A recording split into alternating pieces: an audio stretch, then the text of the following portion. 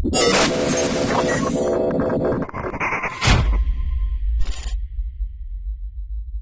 today I just wanted to take a few minutes out to address the new items that have been brought along in Generation 7.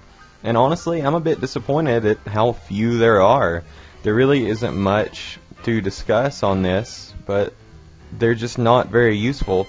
The few items that can have some kind of use, there's only a very small handful of them. So we'll go ahead and get into the different items.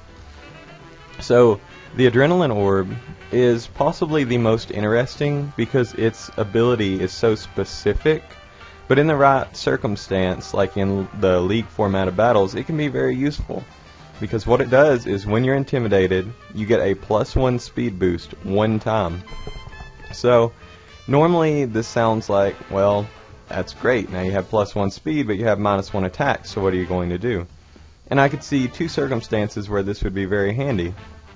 One would be on special sweepers that usually suffer from only adequate speed, so if you were to, say, set up a nasty plot and someone switches in an Intimidator not thinking about it, or just assuming you didn't have an Adrenaline Orb because obviously it's not going to be a common item, then perhaps you could get that +1 speed, and then you would have, say, a nasty plot +2 special attack, and you could sweep more efficiently. The other way I could see this working is with Pokemon who have the ability Defiant, like Bisharp and like Passimian, who would get a +1 attack boost instead of -1 because they get +2 after getting -1 attack because of the Intimidate, and Defiant actually boosts your attack by 2 every time you lose a stat that your opponent caused.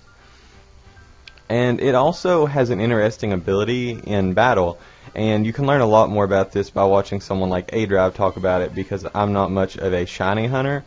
But apparently the whole call for help mechanic in wild Pokemon in Generation 7, if you were to use an Adrenaline Orb on your opponent, they are more likely to call for help.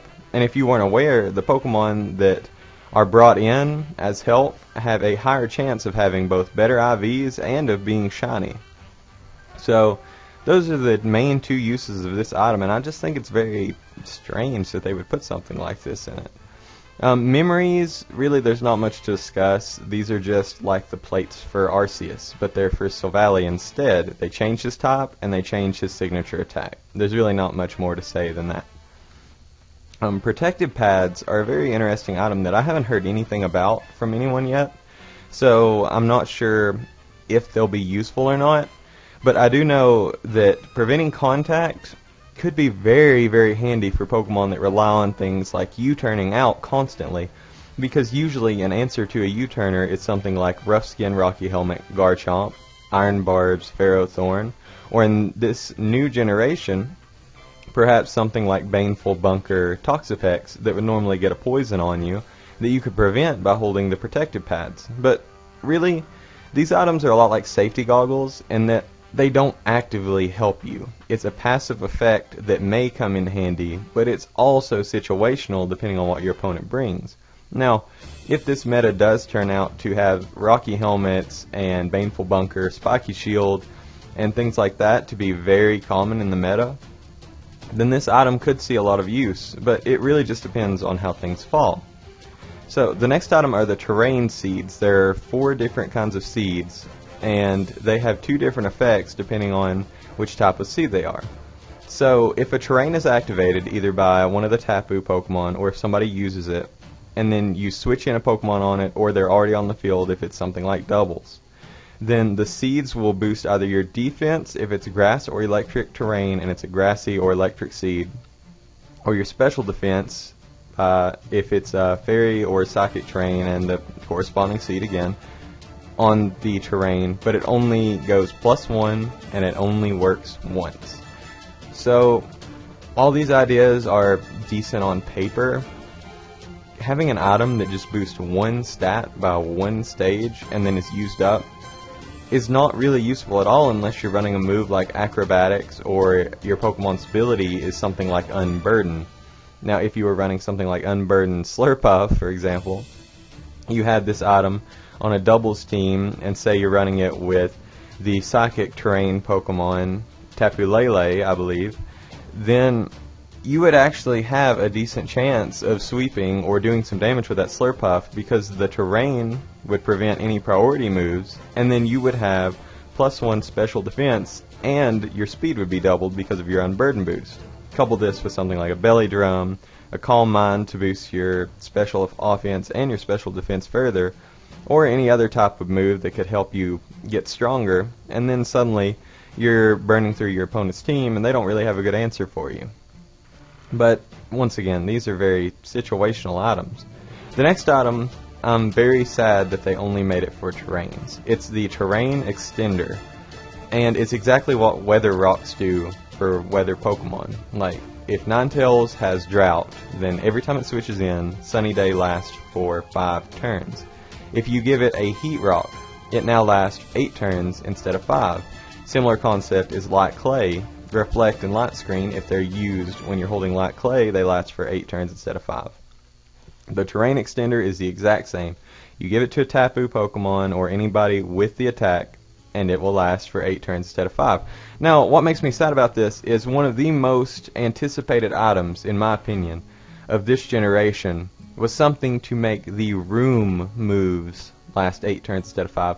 Trick Room in particular, because not only is Trick Room a very underrated strategy because of how well it can flip the speeds and suddenly turn very bulky Pokemon very overpowered, but it's also used in VGC a lot with Cresselia to set up a Trick Room, and suddenly your whole bulky team takes care of your opponent's team that's very likely carrying much more speed. And to have an item that would give Trick Room 8 turns would be game breaking, would be amazing, especially for this slow generation, but they just decided, leave that out, we're only putting a Terrain Extender in. And maybe the terrains will have more uses. This will probably be my next discussion video, will be on the 4 different kinds of terrains. But really, I don't see a lot of use for this when you can just carry other items instead, and if you're playing something like VGC, then you'll have to find some reason to use the terrains, and other than Fairy and Psychic Terrain, I don't see a lot of use being seen from any of this, but I don't know, we'll just have to see how it works. And then the final item is obviously the Z Crystals, one of the most hyped up items of the generation that everybody thought was going to be replacing Mega Stones, at least for a while, until they were confirmed to come back. Z Crystals work very similarly to Mega Stones in that you can only use them once per battle, but unlike Mega Stones, they can be given to any Pokemon with a move of the corresponding type. Along with this, there's a lot to still learn about Z moves, and I'll also be making a video on that in the future, but the gist of it is, either you can use it on an attacking move, and that attacking move gains much more power for 1 turn, or you can use it on a support move and give the support move an additional effect, and this is what I think we'll be seeing much more often. Some huge cases I see this working in is like Belly Drum. So normally Belly Drum halves your HP and maxes out your attack, but most people run a Citrus Berry, so you can at least get back up to 75%. Well, now, if you activate the Z Crystal with Belly Drum, you'll get back up to full health after using the attack, which is kind of insane. Along with this, Splash, a normally useless move that's never carried, suddenly gives you +3 physical attack for using it with the Z Crystal, which is mind-blowing. Why is Splash suddenly very useful in the meta and very scary? Because giving some very fast but not very offensive Pokemon access to a physical Tail Glow is monstrous. That's sweeping potential galore. That's absolutely insane. But other than that, I'm not sure how much it can do. There are some special Z moves. For example, Alolan Raichu, the 3 starters, they have their own unique Z moves. But really they're the same in that they just do a lot of damage. And that can be very useful in certain situations. But just getting one move to be slightly stronger for 1 turn is very similar to the gems that we saw in Generation 5. So I really think they could have done more with this, although I do like the ability they have with status moves.